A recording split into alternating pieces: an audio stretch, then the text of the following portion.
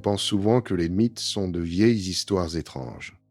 Des dieux bizarres, des monstres, des punitions absurdes. Mais en réalité, les mythes servaient à expliquer le monde, et surtout à expliquer l'être humain. Pendant longtemps, on a raconté les mythes comme des contes fantastiques. Mais à l'origine, ce n'était pas du divertissement. C'était une façon simple de répondre à des questions complexes. Pourquoi avons-nous peur ? Pourquoi faisons-nous des erreurs ? Pourquoi avons-nous des limites ? Avant la science, avant la psychologie, les mythes remplissaient ce rôle.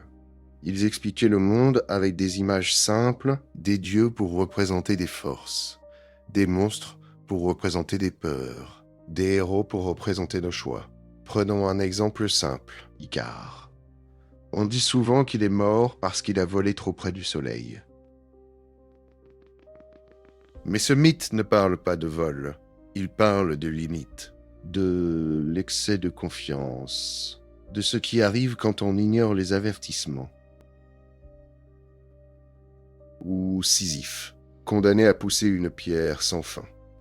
Ce mythe ne parlait pas de punition divine, il parlait du travail absurde, des efforts sans sens, de ce que ressent l'homme quand il ne comprend plus pourquoi il agit. Le gouffre. Si ces mythes existent encore aujourd'hui, ce n'est pas par hasard. Ils parlent de peurs universelles, de désirs humains, de limites que nous rencontrons encore. Les mythes ne parlent pas du passé, ils parlent de nous. Sur cette chaîne, je vais décoder les mythes, simplement, sans mots compliqués, pour comprendre ce qu'ils voulaient vraiment dire et pourquoi ils nous parlent encore aujourd'hui.